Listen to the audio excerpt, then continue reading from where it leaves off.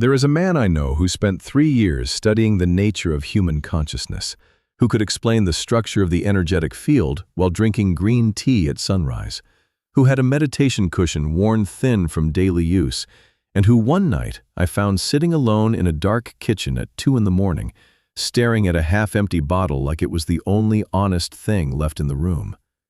He was not drunk. He was not celebrating. He was just sitting there, in the silence, with that bottle, the way you sit with an old friend you are ashamed of but cannot bring yourself to leave. And when I asked him what happened, he looked at me and said something I have never forgotten. He said, "I know exactly what this is doing to me. I know it down to the cellular level, and I poured it anyway." That sentence cracked something open in me. Because this was not a man without awareness. This was not someone who had never read a book or sat with a teacher or looked honestly at himself. This was a man who understood the mechanics of the trap better than most people ever will, and he walked into it anyway, every single night, because knowing the name of your cage does not automatically unlock the door. I have been thinking about that kitchen, about that bottle, about that look on his face ever since. Because what I saw in him that night was not weakness. It was something far more universal and far more interesting than weakness. It was the gap. The gap between what a human being knows and what a human being does. And that gap is exactly where this story lives. Not in the bottle itself, not in the biology of addiction or the chemistry of fermentation. In that gap. In the space between the person you are working to become and the hand that reaches anyway. Because almost everyone who has ever had a complicated relationship with alcohol will tell you the same thing if you ask them honestly enough. They will tell you they knew. They always knew. They knew what it was costing them in sleep, in clarity, in the particular quality of presence that disappears after even 2 glasses. They knew the morning after would arrive like a gray cloth pressed over everything. They knew the meditation session the next day would feel like trying to tune a broken radio. They knew all of it, and they reached anyway. And that reaching, that specific motion of the hand towards something you know is slowly dimming your light, that is not a moral failure. That is a spiritual emergency dressed up as an ordinary Tuesday evening. The man in that kitchen was not weak. He was hungry. He was hungry for something that the bottle was just barely approximating, just closely enough to keep him coming back, just imprecisely enough to ensure he never actually arrived. And if you have ever felt that particular hunger, if you have ever reached for something at the end of a long day, not because you wanted it, but because you needed the feeling you believed it would give you, then you already understand everything I am about to tell you. You understand it in your body before your mind has the words for it. So stay with me. Because what I found when I started pulling on this thread, when I started asking why that gap exists and what is actually living inside it, took me somewhere I did not expect. It took me back further than psychology, further than neuroscience, further than any modern framework for understanding addiction or habit or choice. It took me all the way back to the moment this substance was first named. And that name, it turns out, was never innocent. Friends, if this is already making you think differently, please subscribe and leave a like. It genuinely helps this reach the people who need it most. Because here is what almost no one tells you when they talk about alcohol.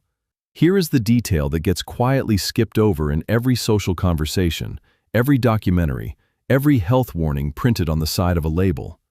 The people who first seriously studied this substance, the alchemists, the early scholars of transformation and matter, did not name it carelessly.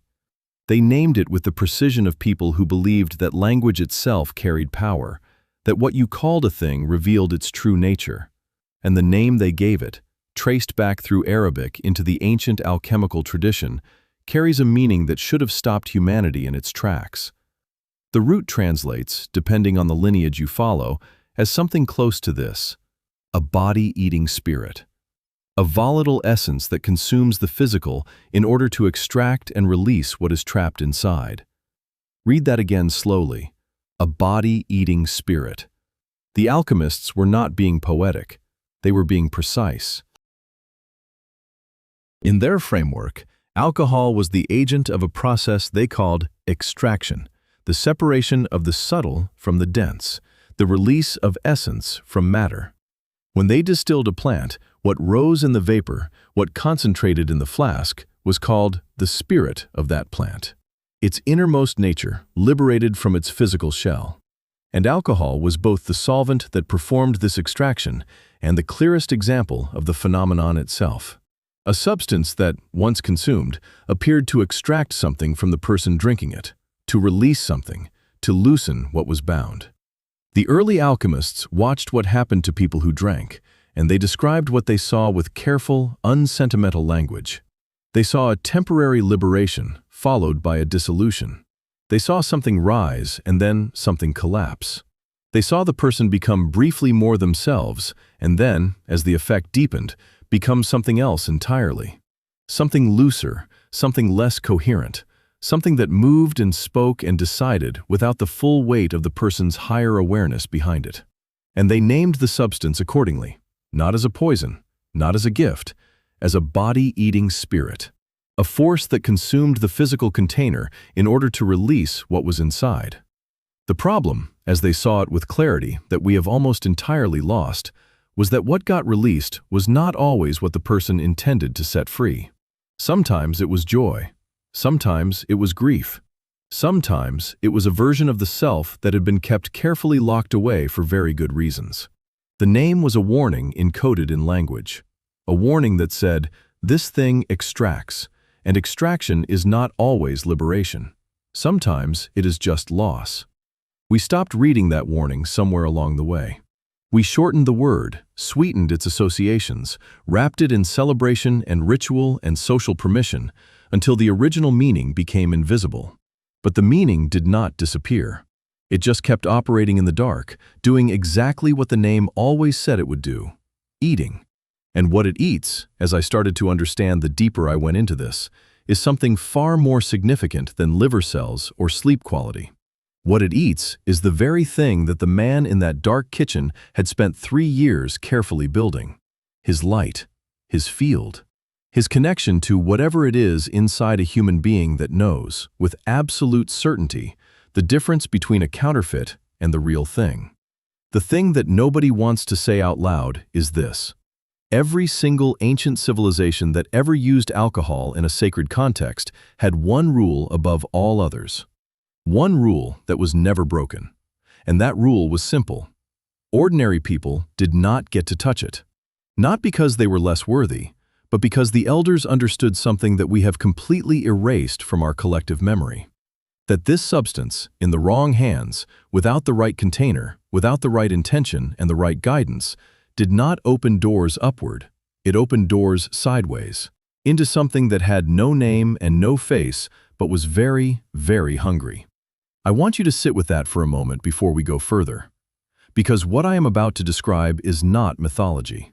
It is a pattern that repeated itself across cultures that never spoke to each other, across continents separated by oceans, across thousands of years of human history.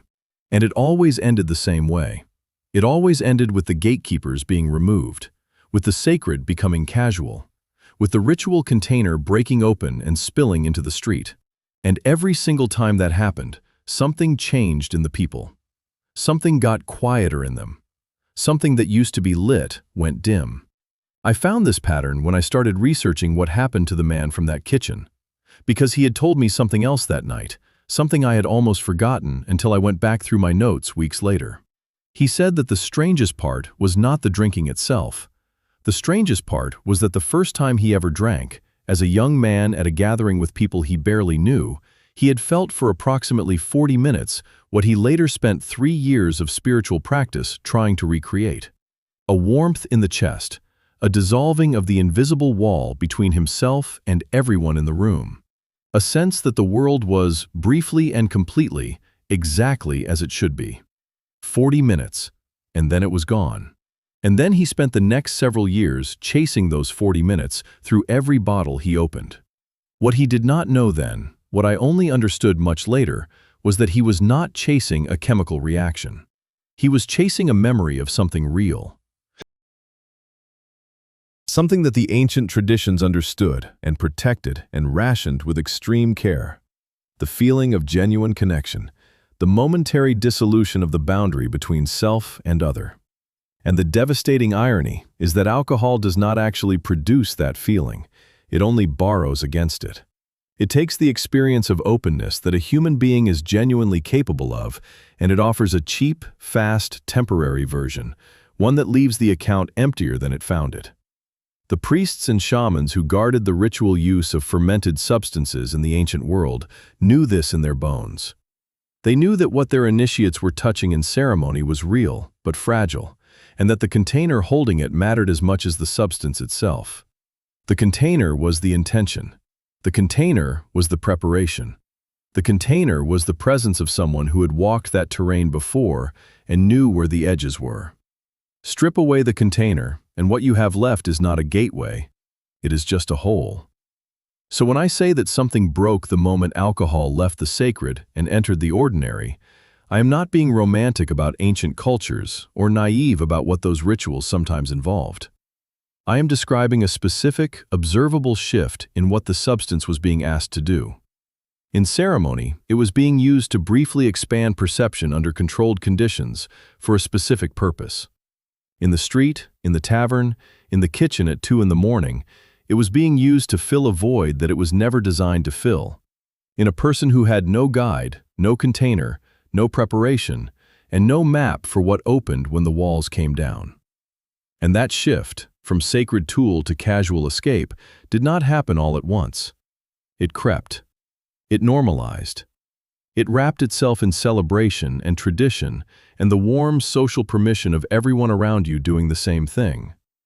Until the warning encoded in the name, that body-eating spirit, became background noise. Until the hole in the container became invisible because everyone had stopped looking for it. And yet the hole kept doing what holes do. It kept letting things through. Things that the original gatekeepers had known to watch for. Things that begin to make a great deal of sense once you understand what alcohol actually does to the part of you that you cannot see in any mirror. Because this is where the story takes a turn that most people are not prepared for. Most conversations about alcohol stay on the surface. They talk about the liver. They talk about the brain. They talk about decision-making and sleep quality and the calories in a glass of wine. And all of that is real, and all of that matters. But it accounts for maybe the top layer of what is actually happening when a human being drinks. Underneath that layer, in the territory that science is only beginning to develop language for, something else entirely is taking place. Something that the man in the kitchen had studied in theory, had written about, had taught to others in workshops and seminars. Something he understood with his entire intellect. And that had not protected him. Not even slightly. Because understanding a process in your mind and feeling it dismantle you from the inside are two completely different experiences. And what alcohol dismantles first, before the liver, before the sleep, before the relationships and the mornings and the slow erosion of everything you were building, is the thing you cannot see. The field around you. The invisible architecture of your energy. The part of a human being that every serious spiritual tradition on the planet has mapped, named, and warned about. And once you understand what happens to that field when alcohol touches it, the man in the kitchen stops being a mystery. He becomes a map. Every serious energy practitioner I have ever spoken to, every person who works professionally with the human biofield, whether they call themselves a healer or a researcher or something else entirely, every single one of them says the same thing when the subject of alcohol comes up. They go quiet for a second. And then they say, you can see it immediately. You can see it in the field before the person even tells you they drink. There is a texture to it, a kind of fraying at the edges, like fabric that has been washed too many times at too high a temperature. The threads are still there, but the weave has loosened. And through the gaps in that weave, things come in that should not be able to get in. I want to be careful here because I know how this sounds to certain ears.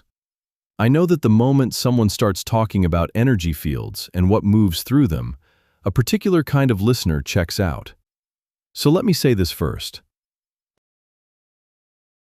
The biofield is not a spiritual metaphor. It is a measurable electromagnetic reality. Every cell in your body emits light. Your heart generates an electromagnetic field that extends several feet outside your body. Your nervous system is constantly broadcasting and receiving information in ways that your conscious mind never registers. This is not mysticism. This is biology. And what every tradition that has ever mapped this field, from the ancient Vedic system to the Chinese meridian maps to the most current biofield science, agrees on is that this field has integrity. It has coherence. When it is healthy, it holds its shape. It deflects. It filters. It keeps the inside inside and the outside outside. And alcohol, at the level of this field, acts like a solvent on that coherence. Not slowly. Not gradually over years of heavy drinking, immediately. From the first glass, the field begins to lose its definition at the edges. The boundaries soften in a way that feels, from the inside, like relaxation, like the walls coming down, like finally being able to breathe. And that feeling is not imaginary. Something real is happening. The problem is that what feels like freedom from the inside looks, from the outside of the field, like a door left open in a neighborhood you do not know after dark. And I need to tell you what the man from the kitchen told me about a specific evening, about 3 months before I found him at that table with the bottle. He had been at a gathering, nothing unusual, a dinner with people he knew casually, and he had drunk more than he intended, the way it sometimes happens without a clear decision being made. And he told me that at a certain point in the evening, he became aware of a feeling that he could not name. Not nausea, not dizziness. Something more like an interference, like a radio station bleeding through from somewhere else, like thoughts arriving in his mind that did not feel like his own thoughts. He described it as a heaviness that settled somewhere between his shoulder blades and stayed there for 3 days. 3 days. Long after the physical effects of the alcohol were gone. He had not told anyone about it because he did not have language for it that would not make him sound unstable. But when he finally described it to a colleague who worked in biofield research, the colleague nodded without surprise and said, "Yes, that is what we see in the scans. That is exactly what the field looks like when the boundary integrity has been compromised. Something gets in, and it does not automatically leave when the alcohol does." Now I need to go deeper into this, because what I just described is where most people stop. They hear the word energy or field, and they file it away as interesting but unprovable, and they move on. But the pattern I kept finding, the more I dug into this, was not confined to any one tradition or any one framework. It showed up everywhere, in shamanic accounts from traditions on opposite sides of the planet, in the clinical observations of psychiatrists who had no spiritual framework at all, but kept noticing that certain patients, the ones with long histories of heavy drinking, had a particular quality of psychological permeability, a difficulty distinguishing their own emotional states from the emotional states of people around them, a tendency to absorb the room, to become whoever the room needed them to be, or feared them to be, or projected onto them, as if the filter that normally mediates between a person and their environment had been worn thin. And what every tradition that has mapped this phenomenon agrees on is that the field does not just become permeable to neutral information when it loses its integrity. It becomes permeable to everything, including things that have no interest in your well-being, including influences that are drawn specifically to the kind of low, dense, chaotic frequency that a compromised field emits. The shamans have names for these things. The biofield researchers have clinical descriptions. The outcome they are all describing is identical. A person who drinks regularly begins, over time, to feel less like themselves. Not just in the obvious ways, in subtle ways.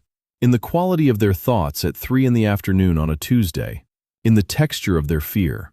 In the particular flavor of their self-doubt, which begins to feel less like their own voice and more like a voice that moved in and got comfortable and started rearranging the furniture. And here is what made this real to me in a way that no amount of research ever could. The man from the kitchen stopped drinking for 40 days as an experiment. Not a commitment, just an experiment. And he called me on day 38 and said something that I have thought about almost every day since. He said, "I feel like myself again." And then he paused, and he said, "Which means I had stopped feeling like myself." and I had not even noticed when it happened. The most disturbing thing I discovered in all of this was not what alcohol does to the energy field. It was not the fraying, the permeability, the foreign influences that move in through the gaps. All of that was disturbing enough. But the most disturbing thing was something far more specific and far more precise. It was the discovery that alcohol does not damage the entire energetic system equally. It targets. It hits certain centers hard and leaves others artificially inflated. And when I understood the exact pattern of that targeting, when I saw which parts it suppresses and which parts it overstimulates, I realized that this was not random damage. This was a very specific inversion, a precise spiritual reversal. And I need to explain what I mean by that, because the word spiritual gets used so loosely that it has almost lost its weight. So let me give you something concrete. Every tradition that has seriously mapped the human energy system, from the yogic framework of the chakras to the Taoist model of energy centers to the Kabbalistic map of the subtle body, describes the same basic architecture. A system of energy that runs from the base of the spine upward. The lower centers govern survival, physical sensation, appetite, the drive to consume and connect and reproduce. The upper centers govern clarity, intuition, the ability to perceive beyond the immediate, the connection to something larger than the individual self. In a balanced, healthy human being, these centers work together. The lower grounds the person in physical reality.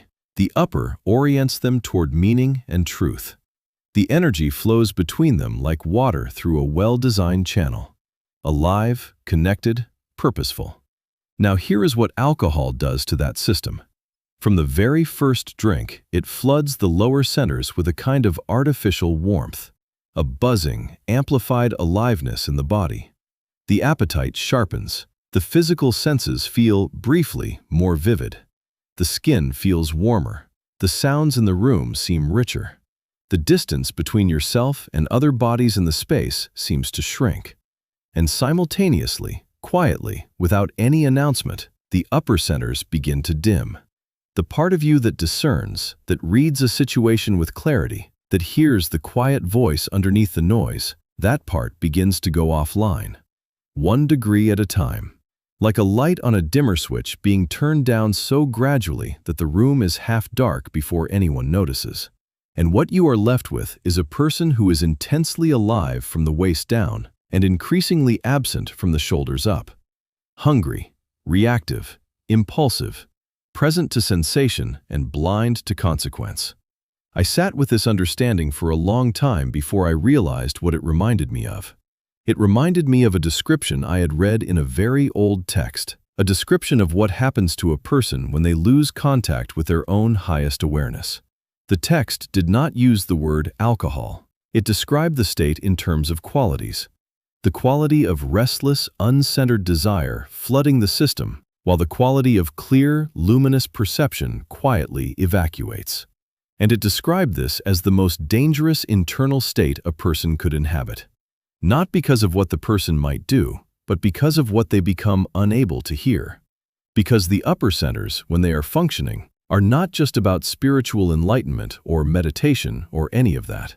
They are the part of you that knows, that simply, quietly knows, that reads a room and feels the wrongness before the mind can articulate it, that wakes you at 4 in the morning with a certainty about something you had been refusing to see. When that part goes dim, you do not just lose access to higher states of consciousness, you lose access to your own most essential intelligence. And you do not notice the loss because the lower centers are lit up and loud and insisting that everything is fine and that this, right here, this warmth and this looseness and this blurring of all the sharp edges, this is what feeling alive actually feels like. And here is what makes that inversion so effective as a trap. The feeling it produces is not entirely false. That is the part that keeps people coming back. If it felt entirely false, if it produced nothing that resembled genuine aliveness, no one would reach for it twice. But it does not feel false. It feels like a real thing, dimly remembered, like coming home to a house that has been slightly rearranged, close enough to familiar that you almost do not notice. The warmth in the chest on the first drink, the loosening of the jaw and the shoulders, the sense that the elaborate performance of being yourself in public has been briefly suspended. These are not nothing. These are echoes of something the human system genuinely knows how to produce on its own. Moments of real openness, real warmth, real dissolution of the boundary between self and other that happens in deep friendship, in genuine laughter, in the particular quality of presence that arises after a long meditation when the mind finally goes quiet. Alcohol does not invent these feelings, it photocopies them. And like all photocopies, the copy looks right at a glance. But hold it next to the original, and something is missing. The depth, the afterglow, the way a real moment of genuine connection leaves you more yourself than you were before, rather than less. The man from the kitchen described this to me once with a precision that stopped me cold. He said that real joy, genuine joy, the kind he had felt occasionally in deep practice, always left a residue. A kind of quiet brightness that was still there the next morning. That made the coffee taste better. That made the walk to work feel like something worth noticing. And alcohol, he said, left the opposite. Not just a hangover in the body, a specific dullness in the very faculty that perceives beauty. As if the photocopier had used the original as ink. As if the copy had been made at the expense of the real thing. And the more copies you made, he said, the harder it became to remember what the original looked like. That is the trap. Not the addiction in the clinical sense, not the physical dependency. The trap is that the counterfeit is just convincing enough to make you forget you were ever looking for something real.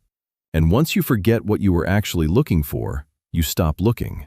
And the hunger that started all of this, that deep, old, specific hunger for genuine connection to something larger than yourself, that hunger does not go away. It just goes underground. And what happens to a hunger that goes underground is something I was not prepared to understand until I looked at what was driving the man in that kitchen far more carefully than either of us had ever looked before. I want you to imagine something. Imagine that every serious spiritual teacher who ever lived, from every corner of the planet, from every century of recorded human history, left behind a note. Not a sermon, not a doctrine, just a single, honest observation about one specific substance. And imagine that when you collected all those notes from teachers who never met, who spoke different languages, who disagreed about almost everything else, every single note said the same thing. Word for word, the same thing. Because that is not imagination. That is exactly what happened. And the fact that we have collectively chosen to treat that consensus as background noise is, to me, one of the strangest and most revealing things about the human condition. I spent several months going through these accounts carefully, not looking for confirmation of what I already believed, actually looking, reading primary sources where I could, translations where I could not, and the pattern that emerged was so consistent that it began to feel less like a collection of independent observations and more like a single document written by many hands across many centuries. Let me take you through what I found, because the details matter here. The Vedic tradition, one of the oldest continuously practiced spiritual systems on the planet, describes the human mind as operating through three fundamental qualities. One of them, the quality called sattva, is the quality of luminous clarity, of stillness, of the kind of perception that allows a person to see through the surface of things to what is actually moving underneath. Every serious Vedic teacher from the earliest texts forward identified this quality as the essential foundation of any genuine spiritual progress. And every one of them identified alcohol as a direct suppressant of sattva. Not a mild influence, a direct suppressant. The language they used was precise and unambiguous. This substance darkens the inner light. It does not dim it gradually over years of heavy use. It begins dimming it with the first encounter. I found this same observation, in different language, in the Buddhist teaching on the fifth precept, which is one of the foundational ethical guidelines the Buddha gave to ordinary practitioners. Not to monastics, to ordinary people living ordinary lives. And that precept does not say drink moderately. It says, abstain from substances that cloud the mind, because a clouded mind, in the Buddhist framework, cannot perceive what is actually real. And perceiving what is actually real is the entire point of the practice. Without that perception, you are not progressing. You are walking in circles in a fog that feels like the open road. I want to stop here for a moment and let that land, because I know how easy it is to hear ancient teachings and file them under interesting but not applicable to my actual life. So let me translate what these teachers were describing into the most concrete possible terms. They were saying that the specific faculty you need most in order to navigate your life with genuine wisdom, the faculty of clear, direct perception, of knowing what is true versus what merely feels true, is the exact faculty that alcohol targets first and most effectively. You do not lose your ability to walk or talk or function in a meeting. You lose your ability to know. And you lose it in a way that feels, from the inside, like gaining clarity, like finally being able to see without the usual noise. That specific inversion, the feeling of clarity that is actually its opposite, was described by teachers across traditions with a consistency that I found almost unsettling, as if they had all watched the same demonstration performed on the same subject and all written down the same conclusion in their own words. The Sufi poets encoded this warning inside a metaphor so elegant that most people read it as an invitation rather than a caution. When Rumi wrote about wine, he was not writing about the drink. He was writing about a state of consciousness so alive, so saturated with the presence of something vast and real, that ordinary sobriety feels like sleep by comparison.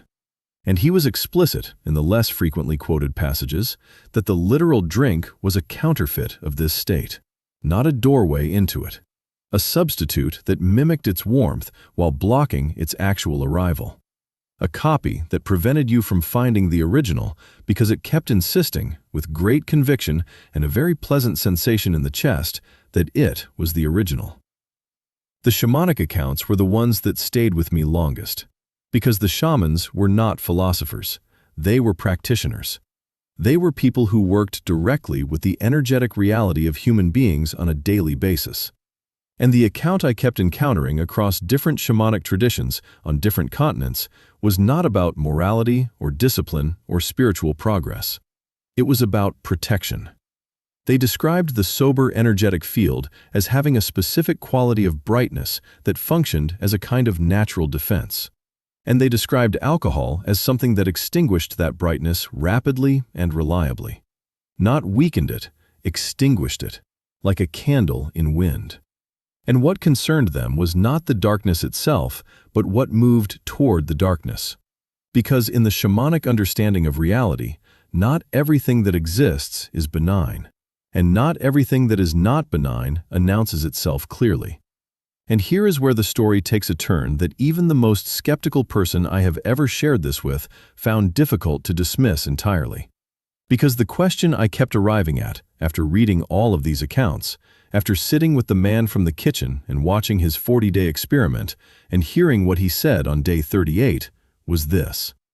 If every serious spiritual tradition agrees on this, if the evidence from the biofield research and the shamanic accounts and the ancient teachers all point in the same direction, then why does the option exist at all?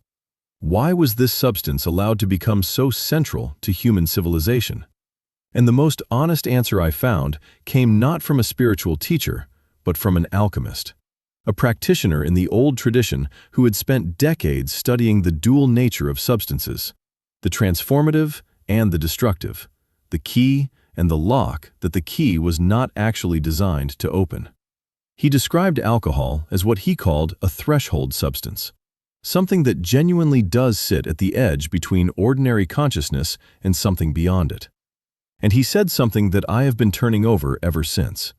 He said the reason this substance is so dangerous is precisely because it is not entirely fake. There is something real in the territory it touches, something that genuine spiritual practice also touches. And that overlap, that small but genuine overlap between the counterfeit and the real, is what makes it the most effective spiritual decoy in human history. Because a complete fake is easy to see through. It is the thing that is 90% false and 10% real that holds a person for years, decades, a lifetime. Because the 10% real keeps whispering that you are almost there, that the next drink will be the one that finally delivers what all the others promised. And you keep listening because you remember, somewhere in the body, what that real thing felt like. And the memory is just close enough to what the bottle offers that the mind cannot quite give up the equation. He paused after saying this, and then he said something else. He said that in all his years of working with this framework, he had never once met a person whose relationship with alcohol had become a genuine problem, who was not, underneath the pattern, someone with an unusually strong and genuine longing for the real thing, for the actual expansion of consciousness, for the actual dissolution of the wall between self and something larger. He said the depth of the addiction almost always mapped precisely onto the depth of the original longing, and that the person most trapped by the counterfeit was almost always the person with the most genuine and urgent need for the real. I sat with that observation for a long time, because it reframed everything. It meant that the problem was not weakness, it was not a flaw in character or a failure of will. It was a profound spiritual hunger being fed the wrong food, over and over and over again, getting hungrier each time.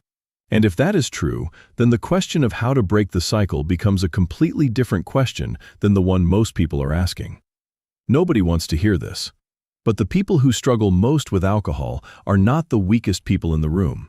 They are often the most sensitive, the most spiritually awake, the ones who feel everything at a frequency that the people around them cannot even detect.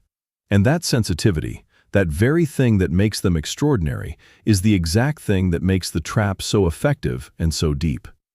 I need to sit with this for a moment because I think it is the most important thing I have said so far, and it is also the thing most likely to be dismissed. Because we have a story we tell about people who cannot stop drinking. We tell it quietly, sometimes without words. The story says something is broken in them, something is missing, some essential fiber of self-control that the rest of us have and they do not. And I believed some version of that story too, until I started looking more carefully at what was actually happening underneath the behavior. Until I started asking not what is wrong with this person, but what is this person trying to fix? Because that is the right question. And the answer, almost without exception, is pain. Not dramatic pain. Not necessarily the kind of pain that has a name or a clear origin story. Often the quietest, most persistent, most invisible kind. The kind that lives in the body as a low hum of wrongness, a feeling of being slightly too much and slightly not enough simultaneously, a nervous system that never quite learned how to feel safe in stillness, a person who walks into a room full of people and immediately absorbs every unspoken tension in the space like a sponge, without choosing to, without being able to stop it.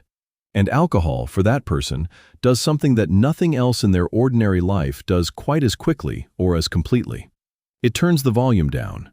Not on the world, on the signal, on the incoming frequency of everyone else's noise that their system has been involuntarily processing all day without a break. For approximately 40 minutes, the hum goes quiet. The body stops bracing, the jaw unclenches, the shoulders drop an inch, and the person breathes, maybe for the first time since morning, without the weight of everything they have been carrying invisibly all day pressing on their chest. And they reach for it again the next evening, not because they are weak, but because that relief is real. The problem is not that the relief is imaginary.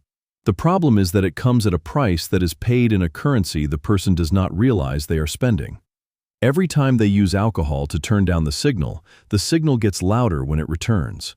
Every time they quiet the nervous system with a substance instead of with actual practice, the nervous system becomes slightly less capable of quieting itself. Every time they use the counterfeit to answer the hunger grows. And after months of this, after years, the person is not drinking to feel good anymore. They are drinking to feel like a normal person walking through an ordinary day. Just to get the baseline back to somewhere manageable. Just to make the incoming signal quiet enough that they can function. And nobody around them understands this, because from the outside, it looks like a choice. It looks like something they are doing because they want to.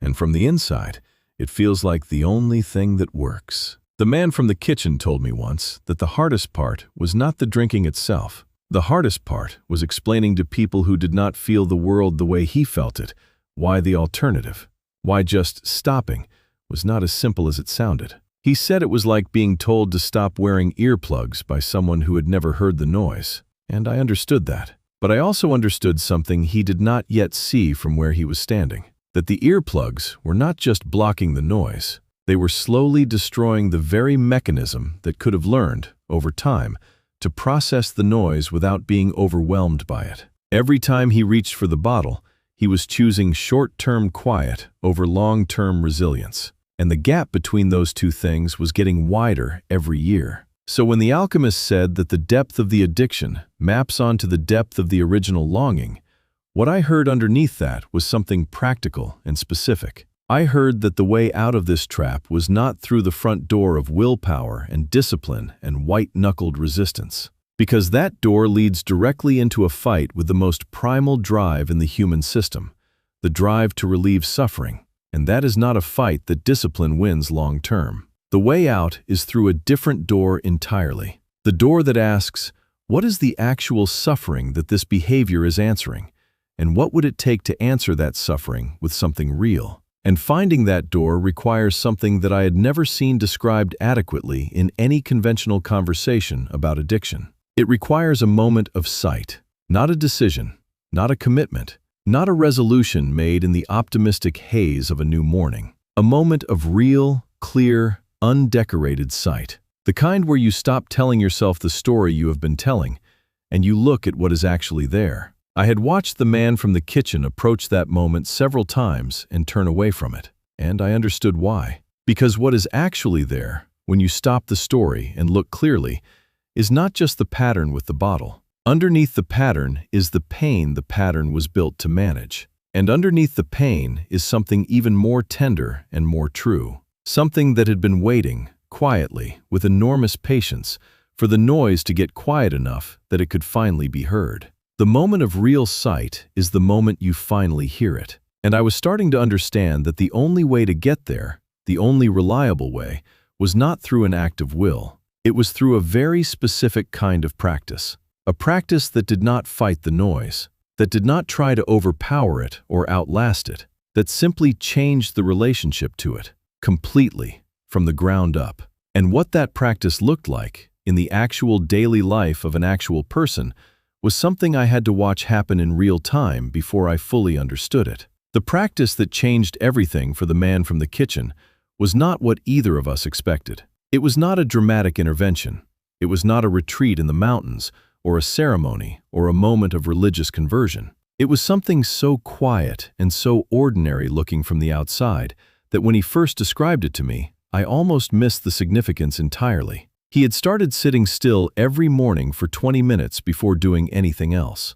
No phone, no coffee yet, no agenda, just sitting with whatever was already there when he woke up. And the first week, he told me, was genuinely awful. Because what was there when he woke up, without the buffer of distraction or the residue of the previous evening still softening the edges, was the full, unfiltered signal he had been turning down with alcohol for years. The anxiety that lived in his sternum like a clenched fist. The low background hum of a sadness he could not attach to any single cause. The feeling of being slightly wrong in a world that seemed to operate on frequencies he could not quite tune into. He sat with all of that every morning, without trying to fix it or explain it or escape it. Just sat with it the way you sit with weather, not fighting the rain, not pretending it is not raining, just sitting inside it, dry enough, present enough, until it passed or shifted or revealed something underneath itself. And what happened over weeks of this was not what the conventional productivity culture would describe as progress. There was no morning when he woke up and the anxiety was gone. There was no breakthrough session where everything resolved in the clarity and peace. What happened was subtler and more profound than that. The signal stopped being the enemy. He stopped bracing against it, and the moment he stopped bracing, something in the system that had been locked in permanent defensive posture began, very slowly and very tentatively, to relax. The nervous system, which had been running on alert for so long, that alert had become its baseline, started to discover that stillness did not mean danger, that quiet did not mean something terrible was about to happen, that the feeling of not being numbed or distracted or managed was not a threat, but a texture. Just the texture of being alive in an unmedicated body. And that discovery, that one single shift in the relationship between him and his own inner state, was worth more than every resolution he had ever made and broken. Because it addressed the actual problem, not the drinking, the reason for the drinking, the unbearable sensitivity that had never been given a container strong enough to hold it.